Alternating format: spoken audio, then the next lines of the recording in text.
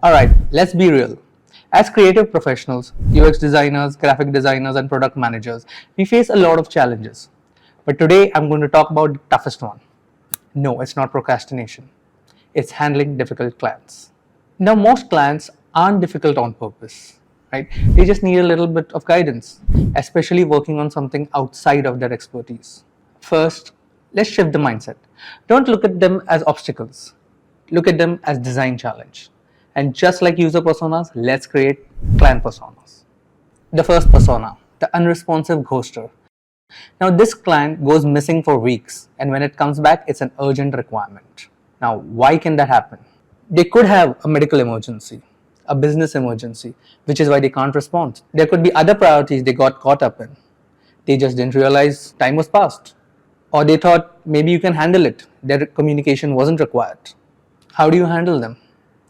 Make sure you gather all the details before beginning the project. Ensure that you send weekly status updates to make sure they know the work is getting done. And finally, if the delay is causing any impacts on the timeline, make sure they know about it before beginning the work again. The next persona is the micromanager.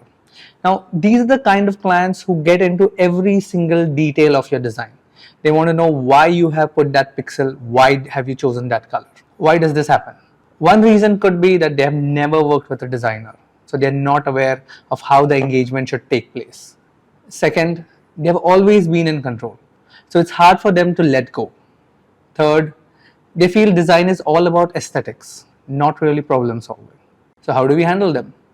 At the beginning of the project, ensure that they know the rules of engagement, how to give structured feedback. Second, tell them their expertise is business, yours is design. Let's keep it at that. Next, the more inputs they give, it's actually going to cause more delays. And lastly, don't outright reject their ideas. Tell them, hey, I understand where you're coming from, but based on research, this is going to get you the maximum user engagement. If you want to learn more on how to get stakeholder buy-ins and aligning teams, we conduct workshops on design leadership, both online and offline. So if you're interested, check out the link in the description. Now let's head back to persona number 3. The scope creeper. Now, this is the client that just adds one more thing at every stage of the project. Why does this happen? Their priorities keep shifting. They don't know their own product. They're new to the company. And lastly, they don't think a little bit of change is actually going to cost that much. How do we handle them? At the beginning of the project, ensure that the scope is clear. Next, if they want to add something new, consider a trade-off. We remove the About Us page for, say, the subscription page. And finally, plan milestone reviews in such a way that changes can be grouped rather than just inserting them randomly. The fourth persona, the unsure or the vague communicator. Now, these are clients who can't articulate the requirements clearly, which leads to a lot of confusion. Why does this happen? One reason could be that they are still trying to refine their vision. Secondly, they might not be used to giving structural feedback. And finally, they just expect you to know what works. How to handle them? Firstly, paraphrase the requirements. Second, ask them pointed questions. Do you want minimal or do you want high contrast? And finally, show them sketches, show them mood boards so that they understand what you are talking about.